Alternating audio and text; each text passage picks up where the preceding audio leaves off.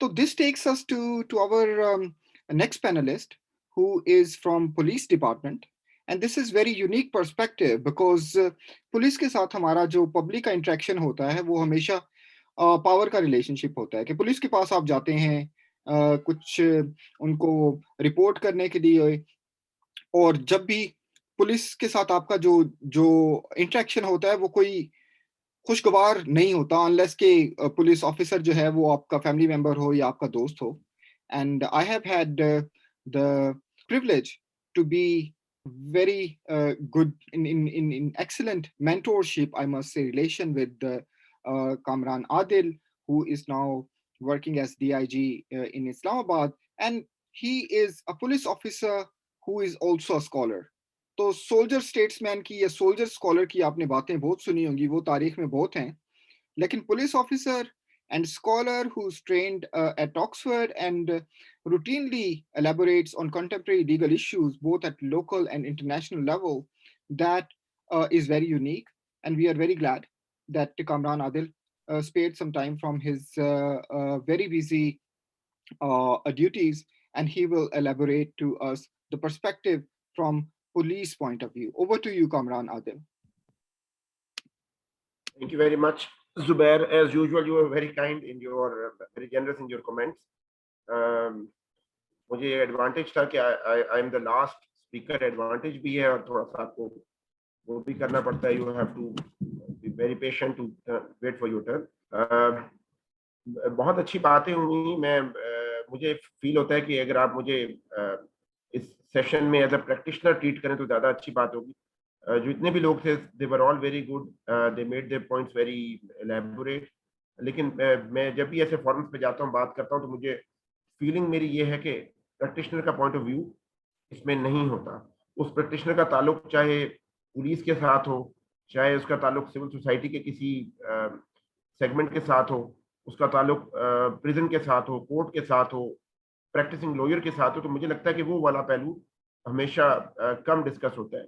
Even Islamic law में भी मैं देखता हूँ, जैसे माहिर जमील साहब ने, मुफ्ती साहब ने बातें की, बहुत ज़्यादा आइडियोलॉजिकल बेस पे बात की जाती है। मेरी ये फीलिंग है और मैं इसको बड़ा बरमला कहना चाहता हूँ कि हमारे मुल्क में हमारी ये डिस्कशंस जितनी होती हैं, ये अगर मैं चूँकि लॉ का फोरम है, वो सब्सटेंटिव लॉ के लेवल पे बातें रह जाती हैं। We are not going beyond, उससे नीचे प्रोसीजर लेवल पे बात नहीं करते। उसके नतीजे में आप देखते हैं कि जैसे माहिर जमील साहब ने कहा, मैडम आयशा ने कहा, मिस सहर ने कहा, तीनों ने, सब लोगों ने बताया कि सबका इत्तेफाक है कि रेप और सेक्सुअल ऑफेंसेस ये कोई अच्छी चीज़ नहीं है। Nobody find any legitimacy for this. उसके बावजूद ये बढ़ भी रहा है और उसका हमारा रिस्पॉन्स नहीं डेवलप हो पा रहा। तो मुझे लगता है कि प्रोसीजरल साइड पे बात होनी बहुत ज़रूरी है, उस पर बहुत कम बात हो रही है। और जब तक ये बात हम प्रोसीजरल लेवल पे नहीं लेकर जाएंगे, मुझे इसमें ये कहने में भी कोई तामल नहीं है कि we will not be getting, इसको आप कभी भी जीरो तो नहीं कर सकेंगे। कुछ अच्छे कंट्रोलेबल रिजल्ट्स मुझे नियर फ्यूचर में नजर नहीं आते जब तक आप उस लेवल पे नहीं लाएं। जुबैर साहब, आपने शुरू में बात की थी कि ये कोशिश है कि हम इसको इल्मी और तज्जियाती तौर पे देख सकें। तो इल्मी और तज्जियाती तौर पे देखने के लिए भी बहुत ज़रूरी है कि जो बड़ी आइडियोलॉजिकल डिबेट है उससे थोड़ा सा नीचे आके प्रैक्टिकल लेवल पे देखा जाए। मैडम एलिना ने, जो आपकी वाइस प्रेसिडेंट है, उन्होंने कुछ शुरू में फैक्ट्स एंड फिगर्स दिखाए थे, उस पर भी हम बात करते हैं। तो मुझे लगता है कि वो प्रैक्टिशनर का व्यू पॉइंट और प्रोसीजर की बातें नहीं होती हैं ऐसे फॉरम्स पे। This is a very good forum, बात होनी चाहिए। क्रिमिनल लॉ पे वैसे बहुत कम बात होती है, उसके अंदर फिर जीबीवी पे बात होती है, बिल्कुल ऐसे ही बहुत सुपरफिशियल लेवल पे बात होती है। तो ये मैंने तमीज इतनी लंबी इसलिए बांधी है कि मेरी ये फीलिंग है कि ये डिस्कशन जो है, इसकी फ्रेमिंग प्रॉपर होनी अभी बाकी है। इसकी फ्रेमिंग जो है वो प्रोसीजरल लेवल पे करने की जरूरत है। इस्लामिक लॉ के स्कॉलर्स को भी और इंग्लिश लॉ के, या जो लोग इंग्लिश लॉ को स्पेशलाइज करते हैं, वहाँ पे भी इसको, पाकिस्तान में इसको नीचे लेके आने की जरूरत है फ्रॉम दैट लेवल, ताकि बात हो सके। ये मेरा पॉइंट 1 था इसकी फ्रेमिंग के हवाले से। सेकेंड पॉइंट ये है कि आप देखते हैं कि पाकिस्तान में रूल ऑफ लॉ के हवाले से, कानून पर अमल दरामद के हवाले से कोई बहुत अच्छा हमारा हौसला अफजा तजर्बा नहीं है। और रूल ऑफ लॉ जो इंडेक्स है 2020, बिकॉज हम खुद तो मैयर करते नहीं, तो जाहिर बात है जब खुद मैयर नहीं करेंगे तो whatever is available in the market we have to take that. तो वो जो global rule of law index है वो पाकिस्तान को 120 आउट ऑफ 128 कंट्रीज रखता है, 120वें नंबर पे 128 ममालिक में से। और अगर मैं उसको मजीद, अगर आप उसका डाटा जाके देखें तो उसमें 8 फैक्टर्स हैं और उसमें बड़ा अच्छा कंपैरिजन है between criminal justice system and civil justice system. Civil justice is at 120 out of 128 countries and criminal justice is 98 out of 128 countries. तो ये जरूर नोट करें कि क्रिमिनल लॉ की उनके उस मेजरमेंट के मुताबिक क्रिमिनल जस्टिस सिस्टम की परफॉर्मेंस सिविल जस्टिस से बेहतर है। तो ये डिस्कशन भी नहीं हो पाती। मैंने मुझे पता है कि आपका भी वो area of interest family law है, मैंने कई बार आपसे रिक्वेस्ट की है कि फैमिली लॉ के भी बहुत सारे मैटर्स क्रिमिनल साइड पे इस्तेमाल हो रहे हैं। और वो जैसे शुरू में साहर ने भी बात की कि कई जगहों पे ऐसे मैटर्स आए हैं कि उसमें पुलिस के पास गलत केसेस आए हैं वो, और उनमें कहीं पे जाके उनकी डांडे जाके उनकी कहीं पे रूट्स जाके फैमिली मैटर्स के अंदर भी थे। तो ये जरूर इस तरह की स्टडी होनी चाहिए, इस पर बात होनी चाहिए। अनफॉर्चुनेटली इस पर बात बहुत कम होती है। तो ये दूसरा मेरा पॉइंट है about rule of law. Rule of law आप देखते हैं कि उसकी कोई बहुत ज्यादा हौसला अफजा हमें वो चीजें नहीं मिल रही। बहरहाल ये एक जस्तजू है, सारी उम्र हमारी जारी रहेगी, इस पे बात भी होगी और इस पे हमें वो भी करना पड़ेगा। तीसरा इसमें जो मैं आपसे पॉइंट शेयर करना चाहता हूँ वो ये है, जैसे मैडम एलिना ने अपने वो पॉइंट दिखाए थे, तो एक मेजरमेंट का बड़ा सीरियस इशू है कि हम किस चीज के बारे में बात करना चाह रहे हैं। मुफ्ती साहब ने डिफरेंशिएट किया between sexual harassment and rape. Madam ने शुरू में, मैडम एलिना ने फिगर्स दिखाए रेप के। तो हमारे पास अगर आप लॉ का पूरा एनालिसिस करें तो बहुत सारे सेक्सुअल ऑफेंसेस हैं। अब फॉर एग्जांपल 377 उस तरीके से मैयर ही नहीं हो रही है, विच इज सोडोमी। तो हम बच्चियों की बात तो कर रहे हैं, बच्चों की बात नहीं कर रहे, विच इज इक्वली इंपॉर्टेंट। इसी तरह मॉडेस्टी का एक कानून अंग्रेजों ने बनाया था 354 ऑफ पाकिस्तान पीनल कोड, उसमें बात नहीं हो रही। अभी साइबर का जो लॉ आया है उसमें भी मॉडेस्टी का एक सेक्शन डाला है, सेक्शन 20 ऑफ पीका, उस पर भी बात उस तरीके से नहीं होती और उनकी मेजरमेंट नहीं हो रही। ये बात बहुत मरतबा आपने सुनी होगी या पढ़ी होगी कि whatever is not measured is not managed. If we are not measuring it, we are not managing it. तो मेरी ये थर्ड पॉइंट ये है कि हमें इसके मेजरमेंट के लिए कुछ ना कुछ बात करनी चाहिए। मैं अगर आपको लेजिस्लेशन के हवाले से जुबैर साहब बात करूं तो मैं आपके जरूर ये नोटिस में बात देना चाहता हूं कि जितनी लेजिस्लेशन है जो मैडम साहर ने बात की, this is all post FIR। इसमें प्री FIR बात ही नहीं हो रही। अब थाने में as a practitioner, as a police officer, I know कि अगर थाने में 10 दरखास्तें आती हैं तो 1 या 2 graduate to the level of FIR। 8 दरखास्तें सिस्टम से बाहर रह जाती हैं जिनके अंदर सेक्सुअल हैरेसमेंट भी होती है, फैमिली मैटर्स भी होते हैं। तो ये पूरी की पूरी मेजरमेंट होने की जरूरत है और हमारा जो लीगल लेजिस्लेशन है उसको बियॉन्ड बिफोर FIR, जो प्री FIR स्टेजेस है उस पर भी बात करनी चाहिए, उस पर सोचना चाहिए। उस पर हमारे पास लीगल सॉल्यूशंस बहुत कम है। Essentially what we are doing is हम उसके अंदर बोरो कर रहे हैं from other jurisdictions wisdom, which is good, उसमें कोई बुरी बात नहीं है। लेकिन प्लीज अपने भी प्रैक्टिशनर नोट्स को ऐड करें और उसमें देखें एक्चुअली हो क्या रहा है। सारी कहानी रजिस्ट्रेशन ऑफ FIR से शुरू नहीं होती, उससे बहुत पहले जब एक विक्टिम थाने में अप्रोच करता है, जिसके लिए भी एक बहुत बड़ा समंदर से उसको गुजर के आना पड़ता है, वो पूरे का पूरा डिस्कोर्स डिस्कशन में नहीं आ रहा और खास तौर पे क्रिमिनल जस्टिस सिस्टम के डिस्कशन में नहीं आ रहा। जितने लॉज हैं वो FIR से शुरू होकर ट्रायल पे जाके खत्म हो जाते हैं। ना वो रिहेबिलिटेशन की कोई बात करते हैं, ना उसके बारे में कोई बात है, ना FIR से माकबल कोई बात है कि FIR से पहले क्या दुनिया है, कैसे दरखास्त आती है, दरखास्त बनती कैसे है। तो ये डिस्कोर्स जो है इसको मेरा ख्याल है ज्यादा हमें एक्सपेंड करने की जरूरत है। We need to cover all these ends. मैं आपके जुबैर साहब बताना चाहता हूँ कि अभी कुछ दिन पहले ADR पे डिस्कशन हो रही थी, अल्टरनेट डिस्प्यूट रेजोल्यूशन, वो भी बिल्कुल सिविल लॉ के साथ जोड़ दिया गया है और उसके अंदर भी ये जो प्री FIR स्ट्रेटेजीज है उन पे कोई बात नहीं की गई, उसको क्रिमिनल लॉ से नहीं जोड़ा गया। तो ये बहुत सारे एरियाज हैं जो तिश्ना है, जिन पे बात होनी जरूरी है। जब तक हम पे बात नहीं करेंगे तो हम शायद उस पर जब तक नहीं पहुंच सकते इसकी गहराई तक, जो आपने इल्मी और तजज़ियाती गुफ्तगू का आगाज किया कि ये डिबेट होनी चाहिए। इसके अलावा मैं आपको बताना चाहता हूँ, बिकॉज मैं तो प्रैक्टिशनर हूँ, तो मैं आपको रिस्पॉन्स की बात करूंगा कि मुझे कोई बहुत कम इस्लामिक लॉ के आर्टिकल मिले on the role of police और ऐसे महकमे का इन दीज ऑफेंसेस। मैं माहिर जमील साहब को भी रिक्वेस्ट करूंगा कि इस पे भी लिखने और सोचने की जरूरत है कि जब एक मुल्क बन जाता है और उसके अंदर जिम्मेदारियां बनती हैं तो कैसे उनको बांटा जाए। इन्होंने कहा जी कलेक्शन ऑफ एविडेंस करें प्रोसिक्यूशन के डिपार्टमेंट, उनके क्या मसाइल है, कैसे क्यों नहीं हो रहा कलेक्शन ऑफ एविडेंस। अगर एक नेक नियत अफसर हो, हमारे यहाँ तो बहुत ब्लेम गेम होती है, पुलिस को बुरा भला कहा जाता है, वो एक चॉइस है, लोग कह सकते हैं, उसके ऊपर हम क्या किसी को कह सकते हैं। लेकिन देखने की जरूरत ये है कि क्यों बार बार हो रहा है, ये पैटर्न क्यों वहां पर है।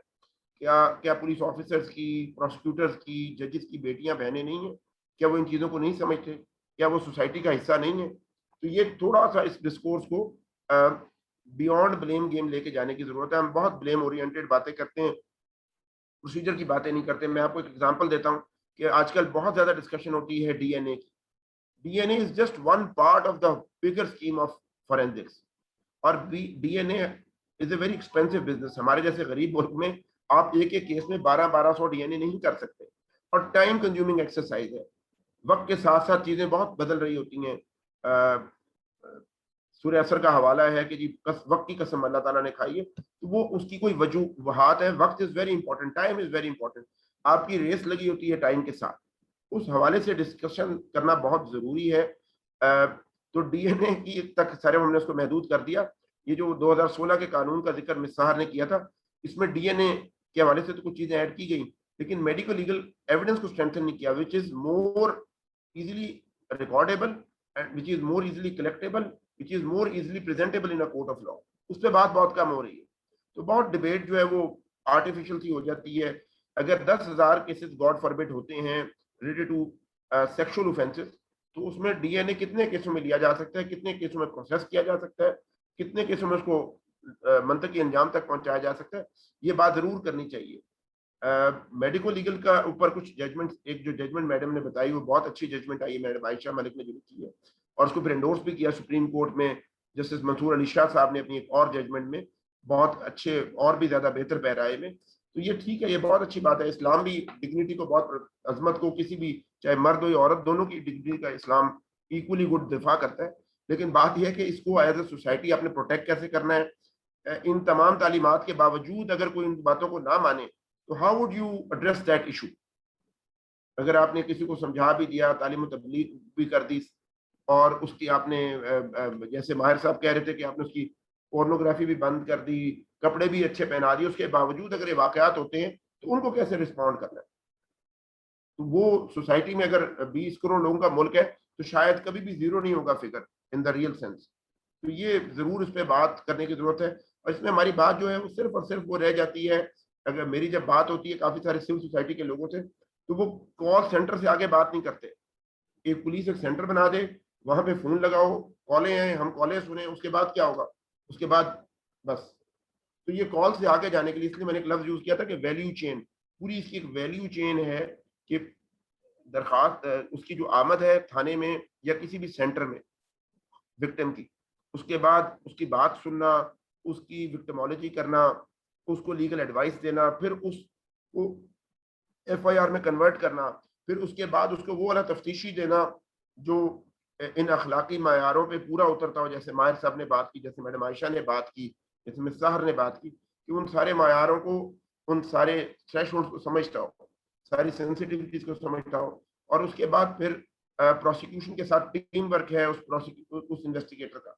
अगर प्रोसिक्यूटर भी आगे मुनासिब आदमी ना हो और वो भी उसी माइंडसेट का हो और वो ब्लेम करे विक्टिम को, तो ये this is not going to take us anywhere. तो ये टीम बिल्डिंग की बात है। इन्वेस्टिगेशन, उसके बाद प्रोसिक्यूशन, फिर कोर्ट में जेंडर कोर्ट्स। मैडम ने कहा कि कानून बन गया, कानून बहुत सारे बने, अनफॉर्चुनेटली अमल दरामद नहीं हुआ। अभी भी जेंडर कोर्ट्स ऑन ग्राउंड नहीं बने। वो ये कर रहे हैं कि पहले वाले सेशन जज को नोटिफाई कर देते हैं कि आज से जेंडर कोर्ट भी है, तो ये तो उनके सर पे पहले 10 टोपियां आप 11वीं टोपी भी पहना दें। ये डेडिकेटेड कोर्ट की बात होनी चाहिए, उनका और कोई काम ना हो, अगर आपने इसको करना ही है seriously. Otherwise it's a good marketing, बहुत अच्छी है कि बहुत अच्छी बातें हम कर रहे हैं, हमने अलग कोर्ट्स भी बना दिए, प्रोसिक्यूटर भी अलग लगा दिए। आप देखेंगे कि जो एग्जिस्टिंग प्रोसिक्यूटर है उन्हीं को नोटिफाई किया जा रहा है। ये इस पे बात होनी चाहिए। रिसोर्सेज के बगैर आपको वो चीज नहीं मिल सकेगी जो अमल दरामद में जो गैप्स की बात होती है। हम इसके रूल्स नहीं बना सके, हम इसको लेवल 2 पे नहीं ला सके, विटनेस प्रोटेक्शन को इंश्योर नहीं कर सके। विटनेस प्रोटेक्शन का लॉज आए हैं 2014 में, पहला लॉ आया था जुबैर साहब, सिंध में, उसके बाद फिर पंजाब में, फिर चारों सूबों में भी आया, और उसके लिए कोई बजट नहीं रखा गया। तो आज भी इस पे अमल दरामद नहीं हो रहा। अब अगर एक विटनेस है जिसने किसी बच्ची के साथ रेप होते किसी को देखा है, उसकी भी प्रोटेक्शन करना मेरी जिम्मेदारी है। लोग हमारे पास आते हैं गाए बगाए और वो उसकी बात करते हैं। इसी तरह कंपाउंडिंग के लॉ को देखने की जरूरत है कि कंपाउंडिंग का लॉ इसमें क्या कहता है। कंपाउंडिंग का लॉ बड़ा क्लियर है कि ऐसे केस में कंपाउंडिंग नहीं होनी, लेकिन हर दूसरे केस में कंपाउंडिंग हो रही है। कभी वो कोर्ट एंडोर्स होती है और कभी कोर्ट एंडोर्स नहीं होती है। तो इन एरियाज को, इन गैप्स को आइडेंटिफाई करने की बहुत सख्त जरूरत है। जितनी ये लेजिस्लेशन की बात हुई, it is only substantive law. उन्होंने डिफाइन किया, रेप की डेफिनेशन को एक्सपेंड किया है, तो वो तो ठीक है, आपने एक्सपेंड कर लिया, उसको जेंडर न्यूट्रल भी कर लिया, लेकिन प्रोसीजरल साइड पे सीआरपीसी में कोई अमेंडमेंट आपने इंट्रोड्यूस करवाई है क्या? उन्होंने बहुत जो तीर मारा 2016 में, ये कहा कि defective investigation is an offence, यानी फिर पुलिस को ही बीच में मोर्चे इल्जाम रख दिया। प्लीज इसको मुझे देखने की जरूरत है। अगर आप इस तरह करते रहेंगे, अगर आपको समझते हैं कि पुलिस बहुत बुरा इदारा, तो बंद कर दे, ये जिम्मेदारी किसी और इदारे को दे दे। तो इसको प्लीज, ऐसा कभी भी नहीं होना है, ऐसे ही किसी ना किसी ने काम करना है। जरूरत इस बात की है कि इनके इश्यूज को एड्रेस किया जाए, इन पे इन्वेस्टमेंट की जाए। बगैर इन्वेस्टमेंट के, बगैर, आप देखें अगर कॉन्स्टिट्यूशनल स्कीम देखें तो लॉ मेकिंग और बजट मेकिंग आर इंटरट्वाइंड। ये नहीं होना चाहिए कि कानून बनाए और उसके ऊपर बजट कोई लाए। ये बात अभी मैडम आयशा ने कही थी, बात के वुमेन प्रोटेक्शन का एक कमीशन है, वो बड़ा काम कर रहे हैं। मेरा बहुत क्वेश्चन है कि जी वो फील्ड यूनिट से कितना लिंक्ड है। हमने ज़ैनब अलर्ट के बारे में सुना, उसके बारे में कानून भी बन गया, उसके बाद व्हाट नेक्स्ट? क्या वो थानों के साथ लिंक हो गया? क्या वो सैटरडे संडे वाले दिन आधी रात को वो लोग अवेलेबल होते हैं जिस वक्त कोई विक्टिम आता है? हम किससे रब्ता करें, क्या करें? अगर कोई बच्ची छोटी, उसके साथ ज्यादती हो, हम उसको अगर कहीं पे ले आए, उनको मैं कहाँ पे रात को जाके उसको छोड़ के आऊँ, बेटी हमारी को, बहन को, कि वो जाके वहां पे सेफ महसूस करे? तो ये सारे के सारे इश्यूज पे बहुत कम डिस्कशन होती है। जो जनरल डिस्कशन होती है वो बहुत ही हाई लेवल पे होती है, which is good for our discourse. वो भी जरूरी है, लेकिन मेरा ख्याल है इक्वली जरूरी है कि इसको down to the level of implementation discuss किया जाए और इस पे इंश्योर किया जाए कि हम इसमें किसी उस पे पहुंचे, कोई ऐसी रिकमेंडेशन पे पहुंचे कि जो फोर्सफुली किसी उसको दी जाए, हाईएस्ट लेवल पे पेश की जाए। इस वक्त मैं आपको एक नोटिस में देना चाहता हूं कि हाईएस्ट लेवल पे दुनिया में बड़े अच्छे ट्रेंड्स जिस पे बात हो रही है, वो हो रही है कि रिस्पांस कैसे आप करें। वो कहते हैं हमें इसकी गिनती से कोई दिलचस्पी नहीं है, 1000 है या 10,000 है या खुदा ना खास्ता ज्यादा है, ये फिगर पे डिबेट नहीं दुनिया कर रही। दुनिया डिबेट कर रही है रिस्पांस पे, आप उसको रिस्पांस कैसे दे रहे हैं। सो मच सो कि अभी एक विक्टिम चार्टर का कॉन्सेप्ट आया है नया। अभी इस वक्त इंग्लैंड में भी एक कानून जेरे बहस है। उसके अंदर भी पुलिस को कुछ और प्रोटेक्शन दे रहे हैं ताकि वो ज्यादा से ज्यादा इफेक्टिव हो सके, रेलेवेंट हो सके और अपनी सोसाइटी की खिदमत कर सके। तो ये सोच की बात है कि आप उसका कैसे नैरेटिव बिल्डिंग करते हैं और उनसे काम क्या लेना चाहते हैं। आज की तारीख में पंजाब के अंदर तकरीबन 800 के करीब थाने हैं। इसी तरीके से बाकी सूबों में भी बहुत बड़ा इंफ्रास्ट्रक्चर है। फाटा में हो गया। अगर आप देखें कि अभी हमारे यहाँ, तो मैं देखता हूँ, जो बहुत सारे मैं आर्टिकल्स पढ़ता हूँ अफगानिस्तान पे, तो हम बड़ा उसको नॉन उसमें ट्रेडिशनल डिस्कशन कर रहे होते हैं। अगर आप उसको जाके वेस्ट में देखें तो उनका आगे का सिस्टम डिस्कस कर रहे हैं कि वहाँ पे कॉन्स्टिट्यूशन कैसा आएगा, उसमें क्रिमिनल लॉ क्या होगा, पुलिस का फंक्शन कौन करेगा, बच्चियों बेटियों के प्रोटेक्शन कैसे होंगे। तो मुझे लगता है कि हमें उस लेवल तक स्ट्रेट क्राफ्ट पे जाना चाहिए, उस पर बात करना चाहिए। जब तक हम डिबेट को ऐसे फ्रेम नहीं करेंगे, तो जुबैर साहब ये बहुत अच्छा आपने प्रोग्राम ऑर्गेनाइज किया है, very near to my heart. I feel कि इस पर जरूर काम होना चाहिए, इस पर एम्पिरिकल एविडेंस भी इकट्ठा होना चाहिए। मैं इस सारे डिस्कशन में काफी सारे आर्टिकल डिस्कस हुए, पर आर्टिकल्स की जो वेटेज है वो डिस्कस नहीं हुई कि उनकी क्या वेटेज है। तो ये सारी की सारी बातें मेरा ख्याल है is a very important beginning. और जब आप इसको नेक्स्ट टाइम भी फ्रेम करते हैं तो आई वुड लाइक इसको और ज्यादा आप टारगेटेड स्पेसिफिक करें, जैसे रिसर्च का असूल है कि गैप्स आइडेंटिफाई करके गैप से बात की जाती है। अदरवाइज तो this is a very healthy discussion on and on. मैं आपको इस पर काफी सारी इंपॉर्टेंट इन्फॉर्मेशन शेयर कर सकता हूँ।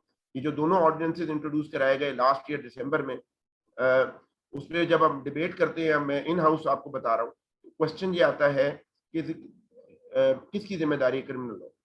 उस पर इन हाउस ये डिस्कशन हो रही है क्योंकि सूबों की जिम्मेदारी है, और वहां पे सुबह में होती है कि क्योंकि इसमें इंटरनेशनल ह्यूमन राइट्स लॉ आ गया तो ये फेडरल गवर्नमेंट की जिम्मेदारी है।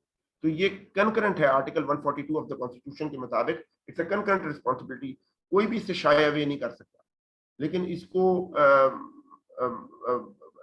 एक बेसिक पिलर बना के उस पर खड़ा करने की जरूरत है चीजों। इसमें इन्होंने डीसी साहब का जो नया लॉ आया था उसमें उन्होंने डीसी को रोल दिया है, कमिश्नर को रोल दिया है, बहुत अच्छी बात है, जरूर दें।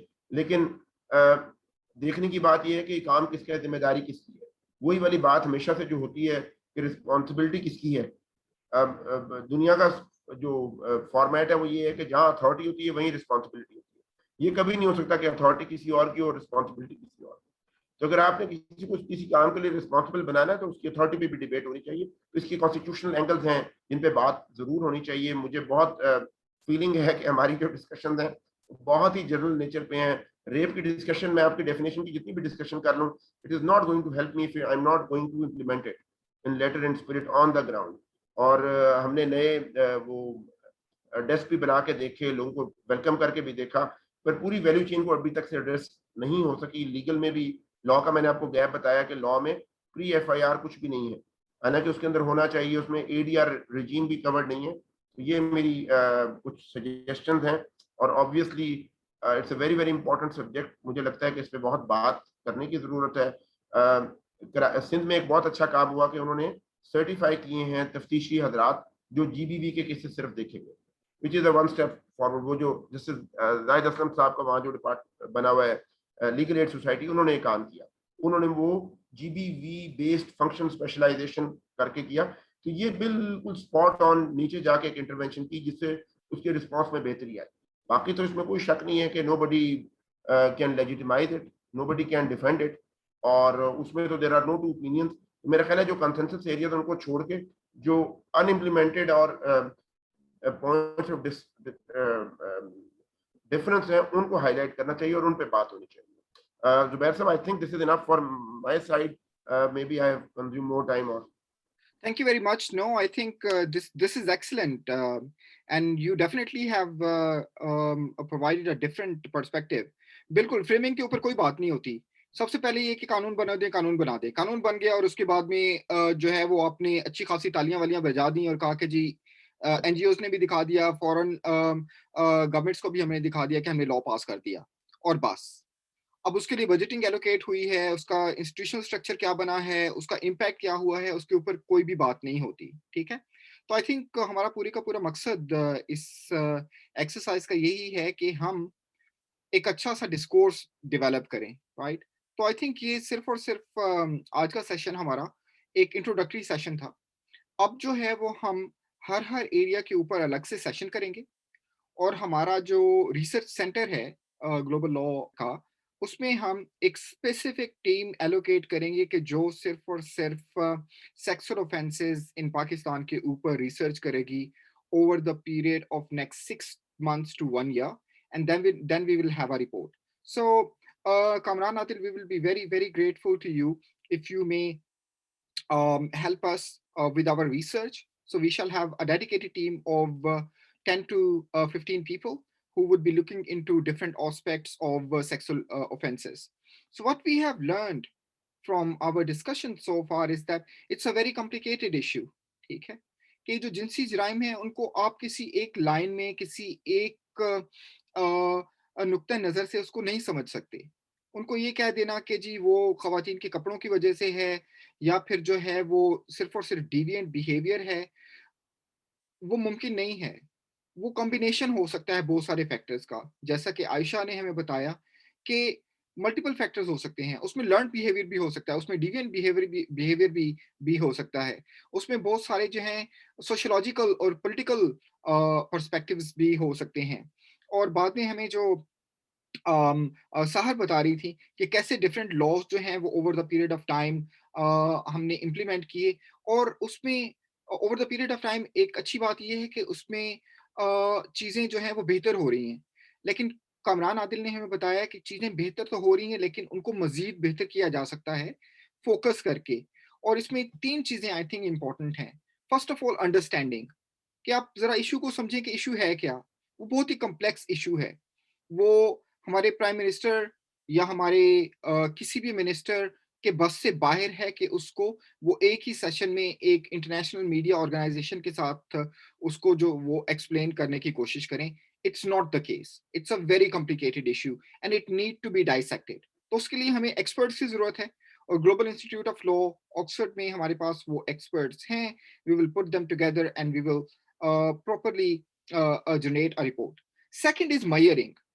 तो आपने जब अंडरस्टैंडिंग के बाद नेक्स्ट ये है कि इश्यू का लेवल कितना है, कितना अक्रेंस उसकी कितनी है। जब हमारे पास मयरिंग होगी तो फिर हम नेक्स्ट स्टेप जो है वो मैनेजमेंट की तरफ हम आएँगे। तो इसके साथ ही मैं अपने तमाम पैनलिस्ट का शुक्रिया अदा करना चाहता हूँ। बहुत ही पुरमग़ज़ किस्म की हमारी आज गुफ्तगू हुई, और इंशाअल्लाह हम अगले हफ्ते या अगले महीनों तक आपसे इंडिविजुअली राब्ता करेंगे, और आपके आपने जो डिस्कस किया उसके ऊपर जो है वो हम पूरा 1 घंटे का सेशन आपके साथ करेंगे, और उसमें फिर क्वेश्चन एंड आंसर सेशन भी होगा। With this, I thank you all and I hope to looking forward to interacting with you in future. Thank you very much.